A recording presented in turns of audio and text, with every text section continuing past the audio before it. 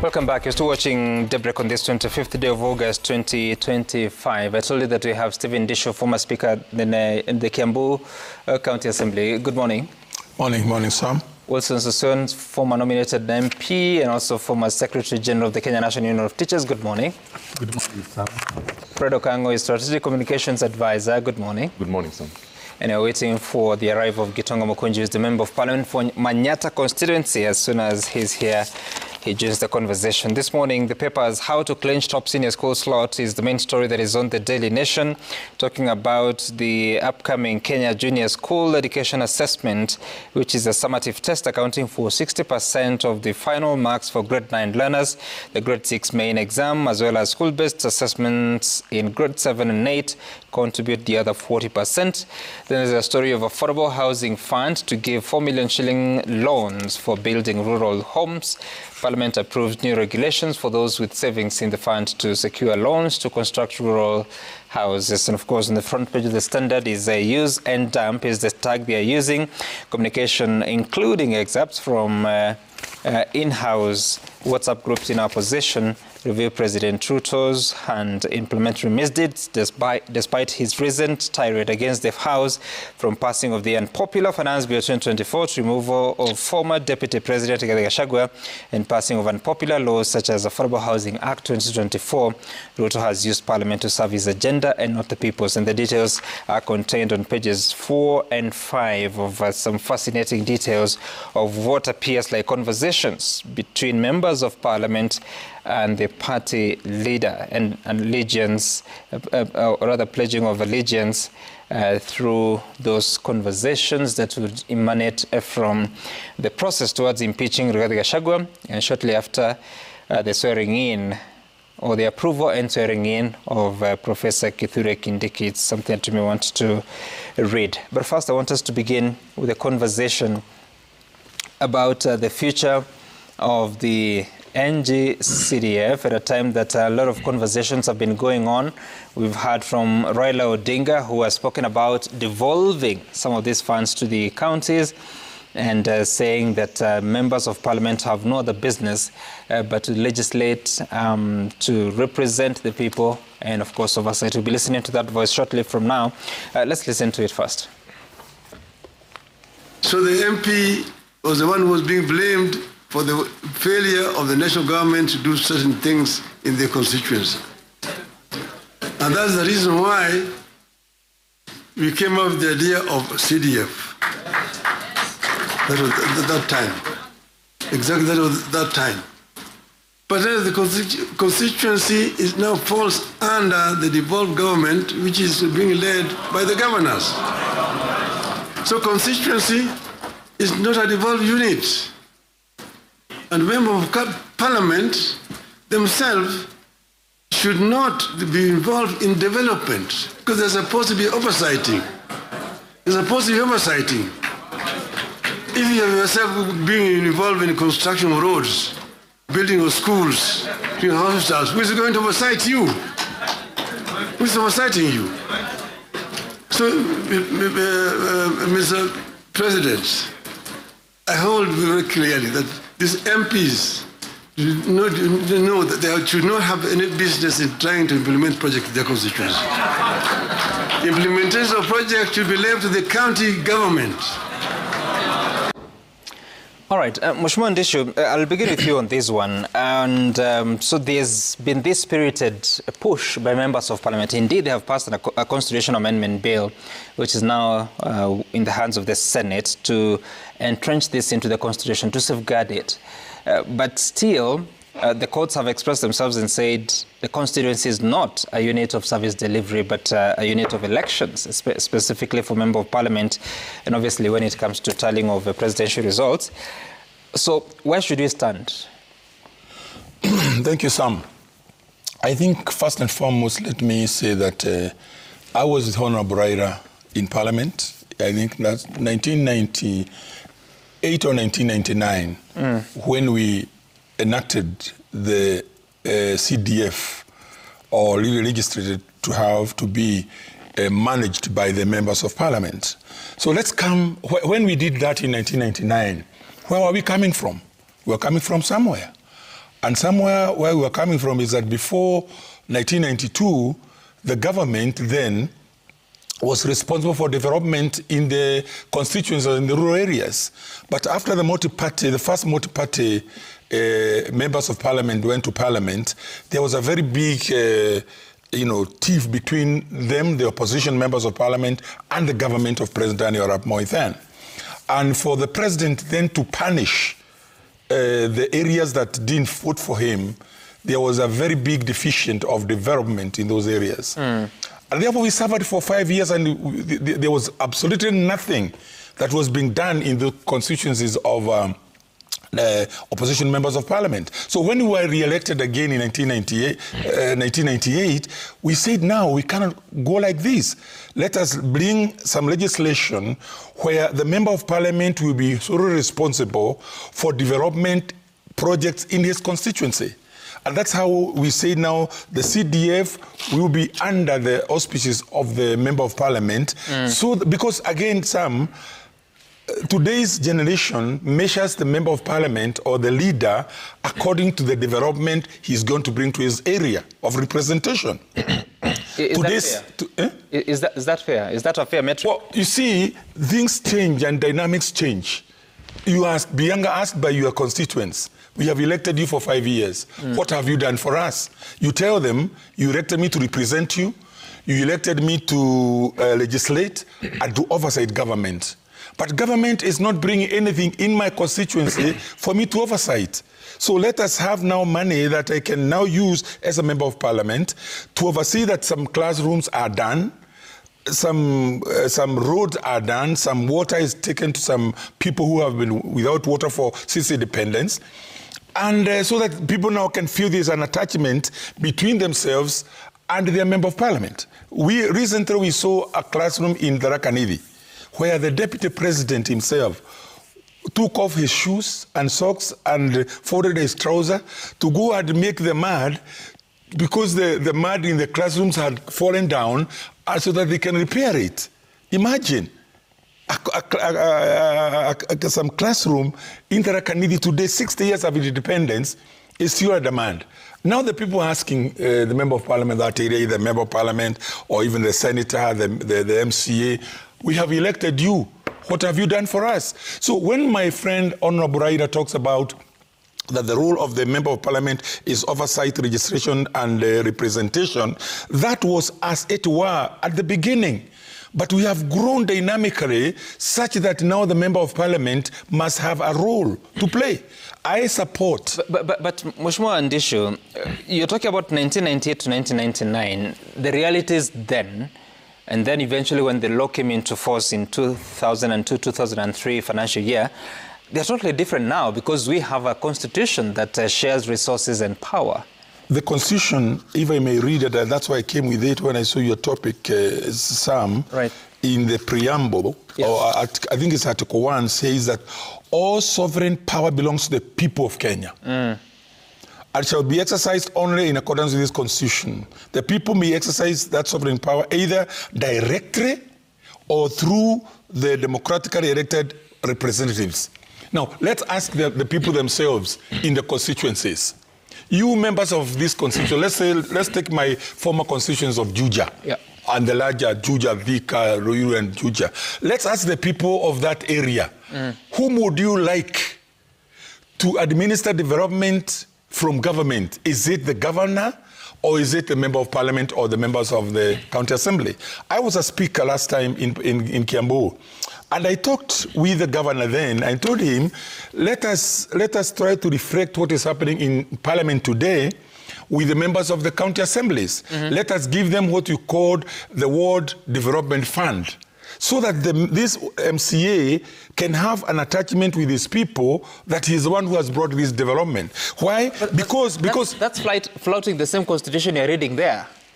Come again? That is flouting the same constitution you're reading. But you see, let us ask this pertinent question now today to Kenyans who holds the sovereign power. Yeah. Whom would you like to administer the CDF funds? Is it the member of parliament or it is the governor? And let me add, like or the constitution they passed says. But you see, this constitution, 20% of this constitution, and everybody, I've seen even today's papers. Yeah.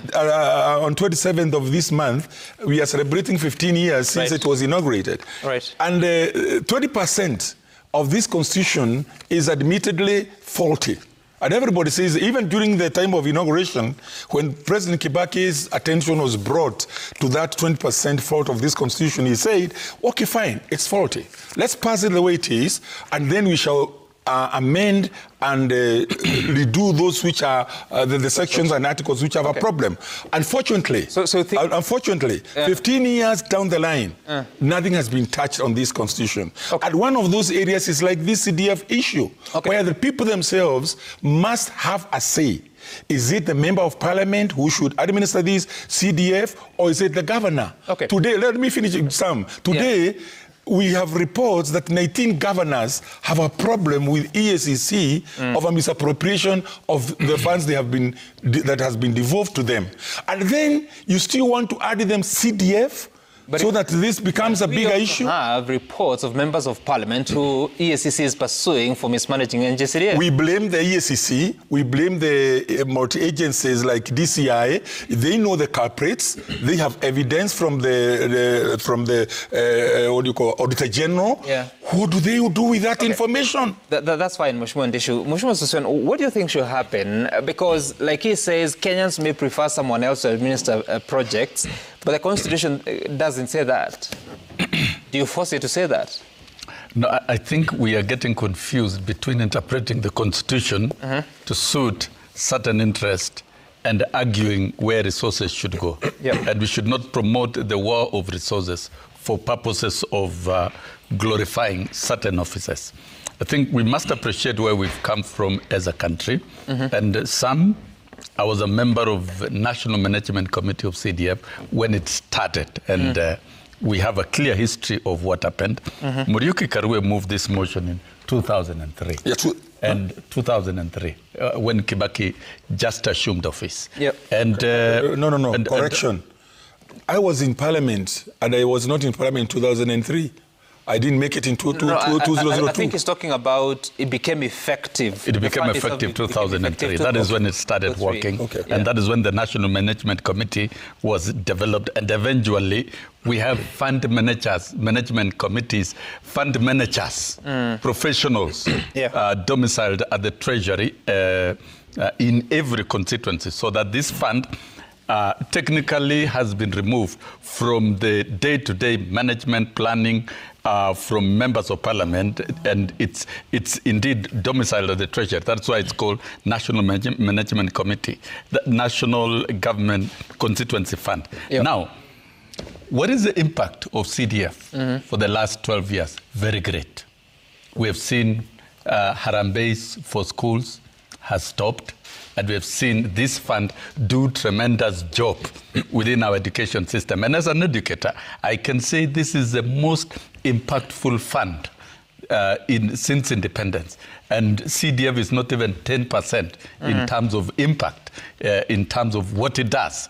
And to me, what works best should not be touched in the name of interpreting the Constitution the way you want. To me, let CDF remain the way it is. And CDF, other than impacting on schools infrastructure, school development, school bursaries, it has also brought in equity. Every constituency, wherever there is no exclusion whatsoever, because all constituencies get funded equitably and they're able to apply in terms of school development. I'll restrict myself because 90% of CDF money goes to education. And therefore, if you're talking about scrapping CDF, then you are saying you are disorganizing education. I don't think the country is ready to do that in the expediency of creating political struggles between governors and members of parliament. Let this fund remain the way it is and strengthen the supervisory aspect of members of parliament. As a country, members of parliament have remained leaders of development and mobilizers of development within their constituencies. That is a fact, other than legislation, oversight, and representation. So when you say destabilizing the education sector, what are you talking about? What I'm talking about is transit CDF to governors, and of course you'll have removed all that money. Then it means you are removing all the programs that are already rolling, and they've rolled effectively for the last 12 years. Some for 12 years, for over 22 years. The fundraisings in schools are no more. CDF does everything. And I think so if these resources are earmarked for education, I mean, what would be the problem, regardless of whether they are under the governor or even the Ministry of Education at the national level? No, the resources are earmarked for development. And basically, most of it, 90%, goes to education and wired directly from the national treasury. So it's a national fund, but it is executed at the constituencies, and it works best. It is right to argue theoretically that then it must be administered by counties is fundamentally wrong and gross. So to me, what would be the reason of removing if it is working? What is the interest? What is the big interest? And it's good that we have a city member of parliament, who is Gitonga Mukunji. Good morning. Good morning. The question is, so money will be sent from the sent from the national treasury to the accounts of the constituency. Yes. Then the constituency will take the money and wire it to the school account. So from government to constituency to the school. But the government still, the Minister of Education, has access to the same schools. It sends capitation there. No. The Minister of Education has no direct role in managing the funds. The management system and the project circle, because the projects must also be approved nationally by the National Board of CDF. They must be approved. The question I'm asking is, already the Minister of Education has direct access to the school. But then you introduce a new layer, so the resources go to the constituency. Gitonga Mukunji will appear in his constituency to hand over bursary checks to the same children that the government has sent capitation for. No, you see, that is creating deliberate confusion in terms of duplication. Infrastructure funds through CDF is a completely different component from capitation. Whatever comes through capitation, of course, there is RMI. That's a completely different voted. But what CDF... Where RMI is what? Repair, maintenance, and installation. That is for repairs, strictly for repairs. Yep. Nothing for new projects from capitation. That is a fact for sure. But CDF is for establishment of new projects, and they can also liberally do repairs. And you know, Sam, even as a media house, do a scorecard for the achievements of CDF in terms of revolutionizing schools' infrastructure. And even as we roll out the new curriculum, we need more modern, global standard infrastructure, decent stadiums, decent play fields, decent laboratories, decent workshops, decent classrooms. We can't afford to be arguing how to eliminate a fund that is supposed to give a lifeline to this highly needed infrastructure. That is my line of argument. And by the way, when you talk of public participation, the constitutional amendment bill, which was passed by Parliament and which focuses on 3 funds, that is entrenching CDF in the Constitution, affirmative function, affirmative fund for the women, and oversight, Senate Oversight Fund, has gone through public participation. The people of Kenya decide how their resources are governed and used. And the returns from those public participation is that CDF is the most unanimously protected fund by Kenyans because of what it does. The results of CDF, even what devolution is doing, is not even 10% of what CDF has achieved. So meritoriously, the people of Kenya have decided. And when the people of Kenya have decided, just a moment, then let's let it We need to circulate the question to your colleagues. That's arguable depending on whom you ask. Fred, what's your take? Because Raila Odinga is arguing from the position of separation of roles, that legislators do exactly that work, not implementation of projects. And that's the same argument the courts have been advancing. What's your take? Thank you. Thank you, Sam. First of all, you see, Sam, Parliament has got a noble role in terms of legislation.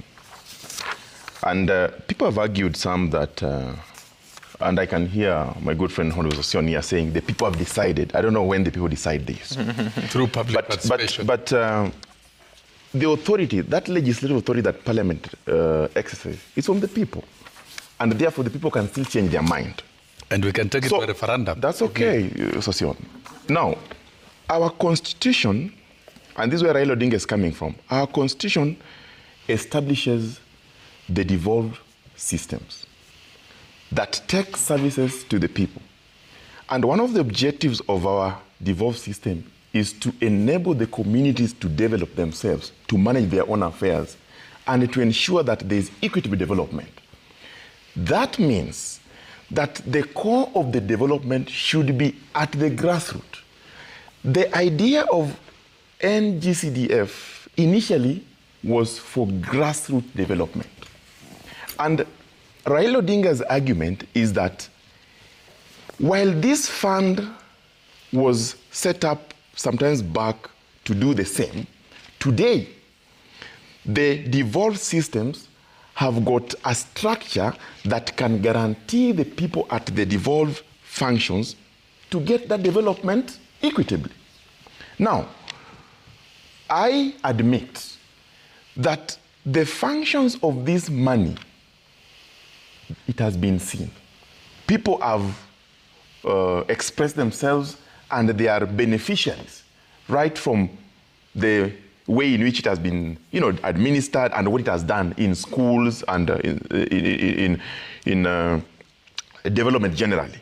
However, when the court made a determination that the administration of this fund creates a quasi-level of government, a third one. We have a national, devolved counties, and then now constituency. And as you said, you rightfully put it, Sam, constituency is not a devolved unit. It's not a unit of development. It is an election unit. And therefore, in my personal view, I think while we might not want to abolish NG-CDF because it is a very popular fund with the people, we have seen what it has done.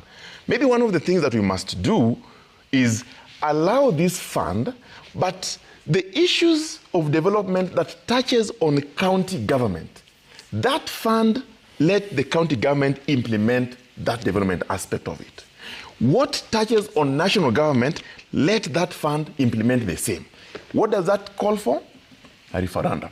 So this... Sorry, because currently it funds functions that are national in nature. Okay. So when you change, who should implement it? What I'm saying, if there are issues that are bringing conflict, for example, where the opponents of the fund argue that it touches on the devolved function, then those functions should be implemented by the devolved governments. But if there are issues of national government that the fund has successfully enhanced and implemented, then those should be implemented by the national government through the members of parliament. Because truth be told... What do you mean? So what's the difference? The difference is that it is clear we have got separation of power, Sam. It is also clear that the members of parliament can identify developmental needs in the constituency that require... It remains as it is? No.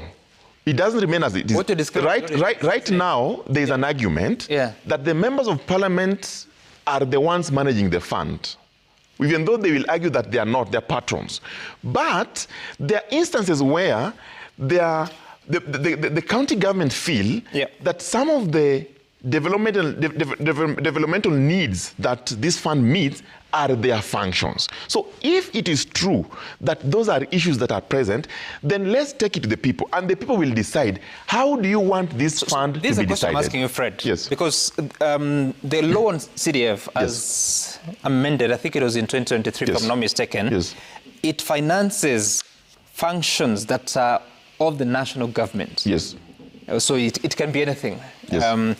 And the issue here with Raila Odinga is that members of parliament, even if not in law, they still have a role. That's why you'll see Gitonga Mukunji distributing bursary checks. Which they should not. So what do you want changed? In my view, the fund should be administered as a county fund, because those issues that they do are in the county government. So if it moves to as a county fund, then it cannot finance education, you know that? It cannot.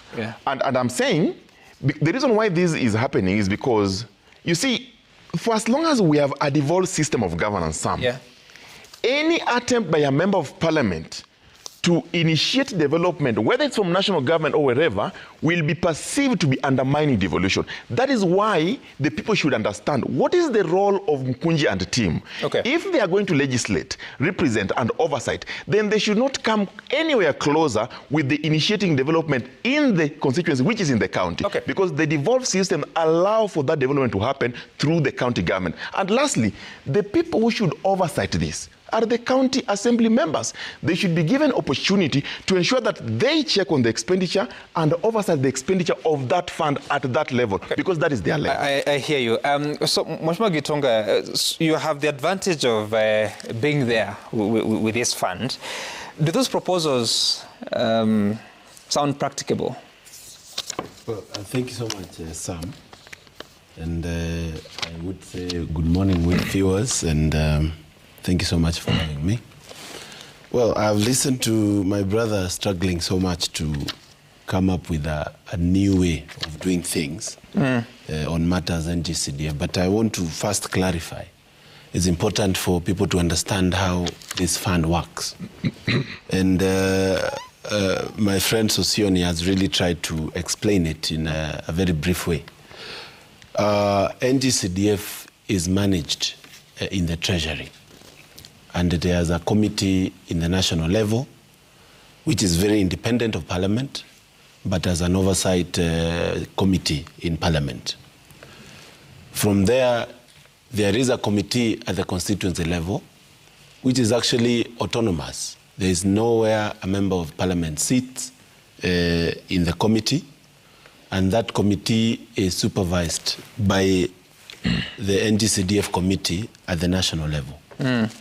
In the implementation of the projects, NG-CDF works under what we call PMCs, Project Management Committees, whereby every project is actually supervised by the local people, who will include also the NGAV officers in that region. And you are only allowed to use not more than 5% of the fund on matters management.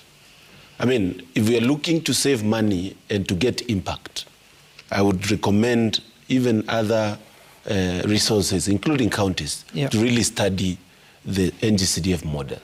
Only 5%. Anything else will go to either projects or go to specific things such as bursaries and environmental projects. And it is very specific on the projects you can implement. You can't just go around dishing out projects. You only do projects that are around education, and not just every part of education, but education above grade 1 to secondary schools, including the day secondary schools that have revolutionized our education system today, started by Mwai Kibaki.